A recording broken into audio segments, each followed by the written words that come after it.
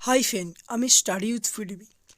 West Bengal police lady constable interview experience তোমাদের কিভাবে তোমরা অ্যাটেন্ড করবে ইন্টারভিউ, সমস্ত কিছু ফুল ডিটেলসে এই ভিডিওয়ে জানিয়ে দেওয়া হচ্ছে। কি কি ডকুমেন্টস লাগবে এবং সম্ভাব্য প্রশ্নপত্র কীরকম হতে পারে এবং কি কি কোশ্চান ধরছে, সব কিছু আমরা তোমাদের জানিয়ে দেবো। এবং তার সাথে সাথে যে ইন্টারভিউর জন্য ফ্রি ক্লাসের ব্যবস্থা আছে। অবশ্যই তার আগে বলে রাখি, এখনও যারা চ্যানেলে নতুন, চ্যানেলটাকে যারা সাবস্ক্রাইব করেননি, অবশ্যই চ্যানেলটাকে সাবস্ক্রাইব করে পাশে থাকা বেল নোটিফিকেশান অন রাখবেন, যাতে এরকম পরবর্তী ভিডিওগুলো পাওয়ার জন্য।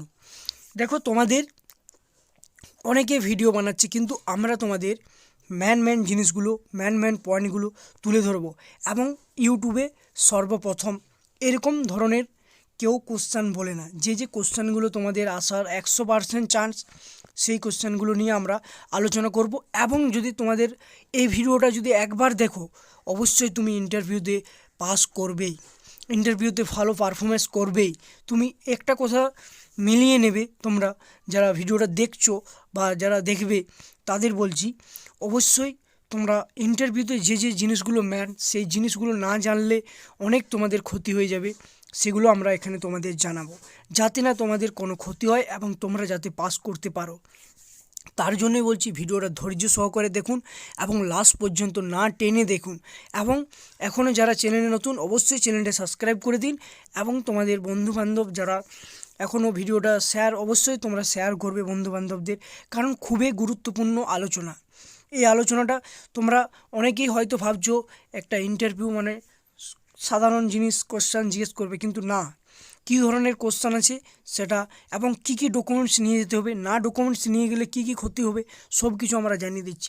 কারণ একটা ডকুমেন্টস যদি তোমাদের বাদ পড়ে যায়, সেটা তোমাদের অনেক ক্ষতি হবে। সেগুলো ওই জন্য বলছি, পাই টু পাই ভিডিওটা না স্কিপ করে লাস্ট পর্যন্ত দেখো।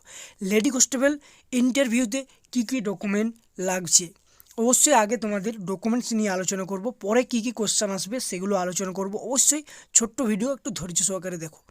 তোমাদের প্রথমে বলি, তোমাদের ইন্টারভিউর অ্যাডমিট কার্ড এবং তার সাথে আইডেন্টি প্রুফ যে কোনো একটা নিয়ে গেলে হবে, হয় আধার না হলে ভোটার।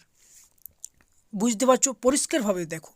এবং মাধ্যমিক, উচ্চ মাধ্যমিক মার্কশিট, সার্টিফিকেট তোমরা অবশ্যই নিয়ে যাবে, দুটোরই, মাধ্যমিক এবং উচ্চ মাধ্যমিক। আশা করি তোমরা বুঝতে পারছো।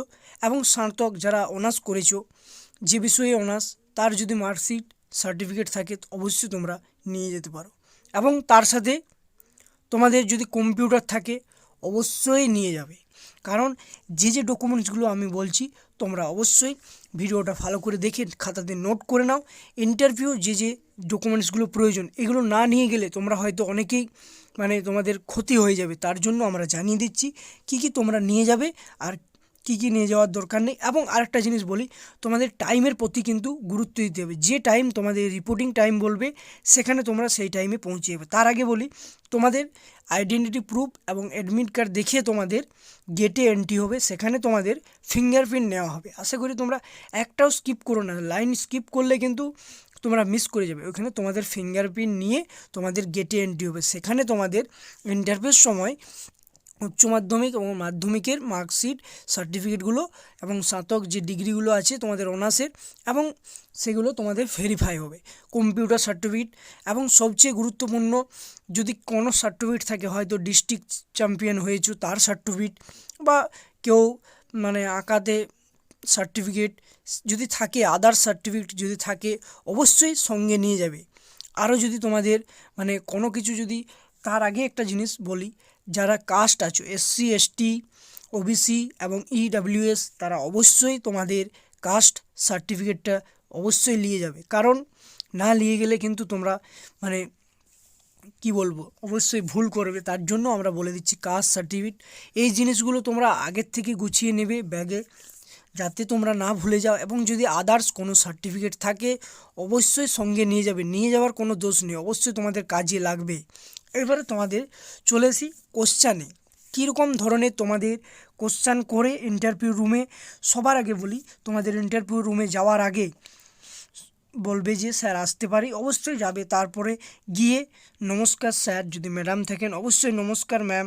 তারপরে যদি তোমাকে বসতে বলে তখন তুমি বসবে, তার আগে কিন্তু বসবে না। এরকম জিনিসগুলো অনেকেই ভুল করে, আর এই কথাগুলো অন্য কেউ বলবে না, এটা শুধুমাত্র স্টাডি উইথ বিডিবির পক্ষ থেকে সবাইকে জানানো হচ্ছে।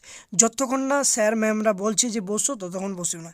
তারপরে তোমাদের কি কোশ্চেন করবে, প্রথমেই তোমাদের বলবে তোমার নাম কি, এবং যদি বলে বাড়ি কোথায়, এবং সবচেয়ে গুরুত্বপূর্ণ তোমার বাবার নাম কি এবং তোমার বাবা কি করেন, এরকম ধরনের কোশ্চেন জিজ্ঞেস করে।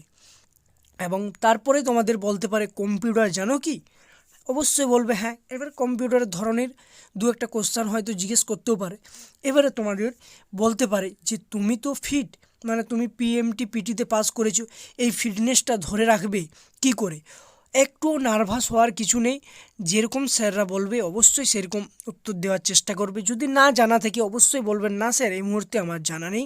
এই কথাটা সব সময় মাথা রাখবে, মানে নার্ভাস হবে না। নার্ভাস ফিটনেসটা ধরে রাখলে তুমি তাহলে ফিটনেসটা কীভাবে ধরে রাখবে, বলবে যে আমি খেলাধুলা করি, মাঠে প্রতিনিয়ত যাই, এইভাবেই ফিটনেসটা আমরা ধরেছি। এবারে যদি বলে তোমার কোন খেলা ভালো লাগে, আর যদি তুমি যে বিষয়ে স্নাতক করেছো সেই বিষয়ে তোমাদের একটু আধটু কোশ্চেন করবে, এবং তোমার জেলার সম্বন্ধে অবশ্যই কোশ্চেন করবে। এবং তোমাদের লাস্টে বলিলে যদি কেউ লেডি কনস্টেবল ইন্টারভিউর জন্য ক্লাস নিতে যাও, অবশ্যই আমাদের সম্পূর্ণ ফ্রি ক্লাস এই হোয়াটসঅ্যাপ নাম্বারে যোগাযোগ করতে পারো।